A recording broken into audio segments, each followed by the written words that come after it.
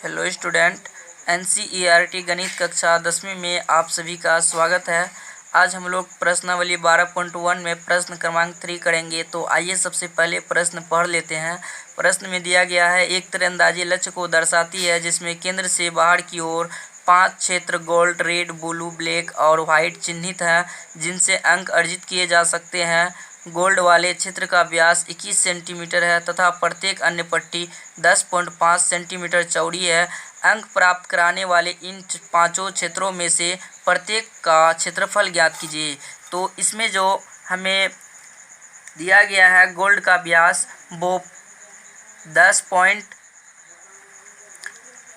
वो हमें दिया गया है 21 सेंटीमीटर और इसकी जो अन्य पट्टी है वो 10.5 सेंटीमीटर चौड़ी है। तो जो हमें दिया गया था उनको हमने पहले से लिख रखा है। गोल्ड का व्यास अगर 21 सेंटीमीटर है तो त्रिज्या इससे आधी होती है 21/2 अर्थात 10.5 सेंटीमीटर, और इसकी जो अन्य पट्टी है वो 10.5 चौड़ी है। यानी यहाँ से लेकर यहाँ तक जाएंगे तो 10.5, फिर यहाँ से लेकर यहाँ तक जाएंगे तो 10.5। ये कहने का मेरा सीधा सीधा मतलब है कि प्रत्येक पट्टी जो है 10.5 चौड़ी है और हमें प्रत्येक पट्टी का क्षेत्रफल ही ज्ञात करना है। तो प्रत्येक पट्टी का क्षेत्रफल ज्ञात करेंगे तो हमको क्या करना पड़ेगा, यहाँ से लेकर यहाँ तक की जो त्रिज्या दिया गया है, यहाँ से लेकर यहाँ तक की जो पट्टी का चौड़ा है वो 10.5 है। फिर यहाँ से लेकर यहाँ तक जाएंगे तो 10.5 प्लस करेंगे, फिर यहाँ से लेकर यहाँ तक जाएंगे तो 10.5 प्लस करेंगे। तो इसी तरह से हमें प्रत्येक पट्टी का जो है चौड़ाई 10.5 प्लस करते रहना है। तो आइए सबसे पहले हम इस क्वेश्चन को सरल करते हैं। तो हमें सबसे पहले गोल्ड का क्षेत्रफल निकालना है। तो हम लिखेंगे गोल्ड का क्षेत्रफल। गोल्ड का क्षेत्रफल, वृत्त का क्षेत्रफल होता है पाई आर स्क्वायर। पाई का मान 22/7 इंटू त्रिज्या हमारे पास 10.5 भी है और 21/2 भी है। तो 10.5 ले या फिर 21/2 ले, दोनों में से हम किसी को भी लेंगे तो आंसर सेम आएगा। तो चलिए मैं 21/2 ले लेता हूँ इंटू 21/2। स्क्वायर का मतलब होता है 2 बार लिखना गुना के रूप में, तो हमने लिख दिया है। चलिए अब इसको हम थोड़ा सा आगे सरल कर लेते हैं। 7 एकम 7, 7 या 21। अब चलिए इसको भी हम आगे सरल कर लेंगे।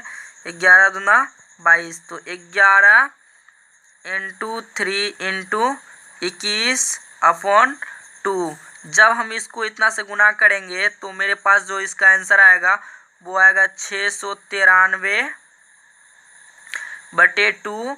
और जब हम 693 में 2 का भाग देते हैं तो इसका जो आंसर आता है 346.5 सेंटीमीटर स्क्वायर, क्योंकि क्षेत्रफल सेंटीमीटर स्क्वायर के अंदर आता है। तो इस तरीके से हम इसको सरल कर सकते हैं। उसके बाद हमें क्या ज्ञात करना है आप देख सकते हैं। गोल्ड का हो गया, अब रीड का हमें निकालना है। तो हम लिखेंगे रीड का क्षेत्रफल। रीड का क्षेत्रफल, और रीड का क्षेत्रफल निकालने से पहले हमें त्रिज्या होना जरूरी है। तो मेरे पास त्रिज्या नहीं है तो हम त्रिज्या निकालेंगे। पहले देखिए यहाँ से लेकर यहाँ तक 10.5 चौड़ी है, फिर हम रीड का निकालेंगे तो 10.5 इसका और 10.5 इसका।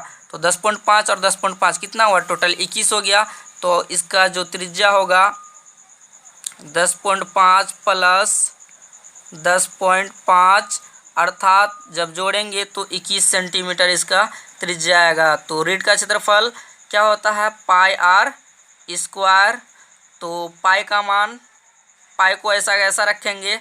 अब हम त्रिज्या देख लेते हैं। त्रिज्या हमारे पास कितना है 21, स्क्वायर है तो 21 का स्क्वायर लगा देंगे, माइनस कर देंगे पीछे वाले त्रिज्या, माइनस कर देंगे पीछे वाली त्रिज्या, माइनस करेंगे तभी मेरे पास जो है पट्टी का क्षेत्रफल आएगा, नहीं तो प्रत्येक पूरे वृत्त का क्षेत्रफल आ जाएगा। इसीलिए हमें क्या करना पड़ेगा, पीछे वाले वृत्त का त्रिज्या माइनस करेंगे तभी मेरे पास प्रत्येक पट्टी का क्षेत्रफल आएगा, नहीं तो मेरे पास जो है पूरे वृत्त का क्षेत्रफल आ जाएगा। इसीलिए हम माइनस करते हैं। तो पीछे वाले त्रिज्या मेरे पास कितना था 5 अर्थात 21/2। तो हम 10.5 लिख लेते हैं, लिखेंगे 10.5 का स्क्वायर हम माइनस करेंगे, तभी मेरे पास जो है इसका प्रत्येक पट्टी का क्षेत्रफल आएगा, नहीं तो मेरे पास पूरे वृत्त का क्षेत्रफल आ जाएगा।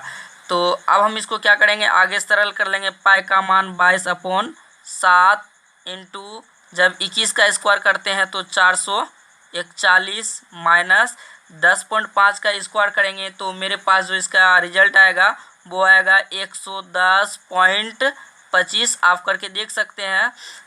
तो मुझे याद था इसीलिए हम डायरेक्ट लिख देते हैं। उसके बाद हम क्या करेंगे, इसको आगे सरल कर लेंगे। हम क्या करेंगे, 22/7 को सेम टू सेम रखेंगे, 441 में से 110.25 को माइनस करेंगे। जब हम माइनस करते हैं तो इसका जो मान आता है वो आता है 330.75। अब हमें क्या करना है, 22 को 330.75 से गुना करना और 7 का भाग दे देना है। जब हम गुना करके भाग देंगे तो इसका जो डायरेक्ट मान आएगा वो मैं आपको बता देता हूँ, या फिर गुना भी कर सकते हैं। तो गुना करने के बाद जो आंसर आएगा 7276.5 अपॉन में 7। जब हम 7276.5 में भाग देंगे तो इसका जो आंसर आएगा वो आएगा 1039.5 सेंटीमीटर स्क्वायर। क्षेत्रफल ज्ञात कर रहे हैं, क्षेत्रफल स्क्वायर के अंदर ही आता है। उसके बाद हमें क्या ज्ञात करना है, आप देख सकते हैं आकृति में। तो रीड तक का तो हो गया, अब हमें ब्लू तक का निकालना है। तो लिखेंगे ब्लू का क्षेत्रफल, लिखेंगे ब्लू का क्षेत्रफल। तो ब्लू का क्षेत्रफल निकालने से पहले हमारे पास त्रिज्या होनी चाहिए, तो त्रिज्या मेरे पास नहीं है। तो पहले कितना था, 21 था, तो लिखेंगे 21। उसके बाद 10.5 और जुड़ जाएगा तो कितना हो जाएगा, 10.5 और 21, तो मेरे पास जो आएगा 31.5 इसका त्रिज्या निकलेगा। तो इसका कितना त्रिज्या आ जाएगा, 31.5। तो चलिए हम इसका क्षेत्रफल ज्ञात कर लेते हैं। ब्लू का क्षेत्रफल का सूत्र होता है पाई आर स्क्वायर। पाई को ऐसा कैसा रहने देंगे। उसके बाद त्रिज्या हमारे पास कितना है, त्रिज्या हमारे पास 31.5 स्क्वायर लगा है, तो स्क्वायर पीछे वाले वृत्त का त्रिज्या माइनस करेंगे तभी मेरे पास प्रत्येक पट्टी का आएगा, नहीं तो हमारे पास जो पूरे वृत्त का क्षेत्रफल आ जाएगा। तो हमें प्रत्येक पट्टी का ही क्षेत्रफल ज्ञात करना है। तो पीछे वाले त्रिज्या मेरे पास कितना था, 21 था, तो हम 21 का स्क्वायर माइनस कर देंगे। चलिए अब इसको आगे सरल कर लेते हैं। पाई का मान 22/7। उसके बाद 31.5 का जब स्क्वायर करेंगे तो मेरे पास जो इसका आंसर आएगा वो आएगा 992.25। 992.25 माइनस 21 का स्क्वायर करेंगे तो 441। तो इस तरीके से हम इसको सरल कर सकते हैं। तो पाई का मान 22/7। जब हम इसमें 992.25 में 441 हम माइनस करते हैं तो इसका जो मान आता है, माइनस करते हैं तो इसका जो मान आता है वो आता है 551.25। तो हम लिख लेंगे 551.25। तो अब हमें क्या करना है, गुना करना है 22 से। ब्रैकेट के अंदर गुना ही छिपा हुआ रहता है। जब हम गुना करेंगे तो 1275.5 आएगा। जब हम भाग देंगे तो इसका जो आंसर आएगा वो आएगा 1732.5 सेंटीमीटर। तो लिख लेंगे 1732.5 सेंटीमीटर स्क्वायर। तो अब चलिए ब्लैक का क्षेत्रफल निकाल लेते हैं। तो लिखेंगे ब्लैक का क्षेत्रफल। ब्लैक का क्षेत्रफल निकालने से पहले हमारे पास त्रिज्या होना चाहिए, और त्रिज्या को मैं आर से डिनोट करता हूँ, इसीलिए शॉर्ट में लिख देता हूँ त्रिज्या। और हमारे पास पहले का जो त्रिज्या थे वो कितने थे, 31.5, और हम इसमें 10.5 और ऐड कर देंगे। तो जब 10.5 ऐड करेंगे तो इसकी जो त्रिज्या आएगी वो 42 सेंटीमीटर आ जाएगा। तो अब चलिए हम इसका क्षेत्रफल निकालते हैं। क्षेत्रफल का सूत्र क्या होता है, पाई आर स्क्वायर। उसके बाद त्रिज्या हमारे पास कितना है, 42 सेंटीमीटर। तो लिखेंगे 42 का स्क्वायर माइनस कर देंगे पीछे वाले त्रिज्या।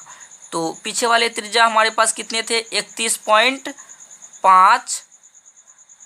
इसको हम माइनस कर देंगे, पाई का मान 22/7। उसके बाद चलिए हम इसको आगे सरल कर लेंगे। जब 42 का स्क्वायर करते हैं तो इसका जो आंसर आता है 1764, माइनस जब 31.5 का स्क्वायर करते हैं तो हमारे पास आते हैं 992.25। और हम क्या करेंगे, इसको अब आगे सरल कर लेंगे।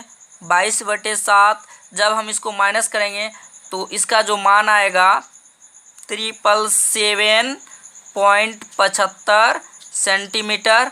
जब हम इसको इससे गुना करेंगे और इतना का भाग देंगे तो इसका जो रिजल्ट आएगा वो आएगा 1697.5/7। उसके बाद हम इसको और आगे सरल कर सकते हैं कि जब इतना में हम इतना का भाग देंगे तो मेरे पास जो आंसर आएगा वो आएगा 2425.5 सेंटीमीटर स्क्वायर। तो इस तरीके से हम ब्लैक का क्षेत्रफल निकाल सकते हैं। तो अब हमारे पास क्या रह जाते हैं उनको देख लेंगे। अब हमारे पास लास्ट है वाइट। तो चलिए वाइट का भी क्षेत्रफल हम निकालते हैं। तो लिखेंगे हम वाइट का क्षेत्रफल। वाइट का क्षेत्रफल निकालने से पहले हमारे पास त्रिज्या होनी चाहिए। तो पहले त्रिज्या कितना था, 42, उसमें और 10.5 ऐड कर देंगे तो हमारे पास कितना हो जाएंगे त्रिज्या, यानी हमारे पास हो जाएंगे 52.5 सेंटीमीटर। उसके बाद हम इसका क्षेत्रफल ज्ञात करेंगे तो लिखेंगे पाई r स्क्वायर, पाई का मान 22/7 इंटू त्रिज्या हमारे पास कितना है 52.5 का स्क्वायर, माइनस कर देंगे पीछे वाले त्रिज्या।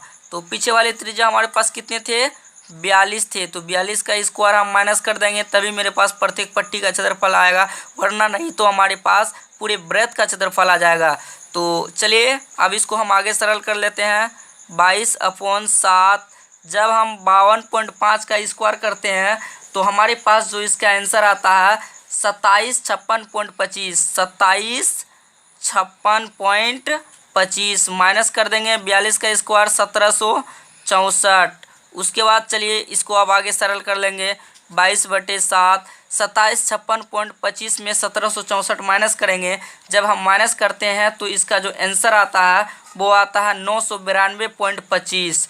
992.25। अब हम क्या करेंगे, 992.25 को 22 से गुना करेंगे और 7 का डिवाइड कर देंगे। जब हम 7 का डिवाइड करेंगे तो इसका जो आंसर आएगा वो आएगा 3118.5 सेंटीमीटर स्क्वायर, क्योंकि क्षेत्रफल सेंटीमीटर स्क्वायर के अंदर आता है। तो इस तरीके से हम इस क्वेश्चन को सरल कर सकते हैं। तो ये था हमारा 12.1 का प्रश्न क्रमांक 3 जो हमने अच्छी तरह सरल करके बता दिया है। तो आज के लिए बस इतना ही, फिर मिलता हूँ नए वीडियो में नए टॉपिक के साथ। तब तक के लिए थैंक यू।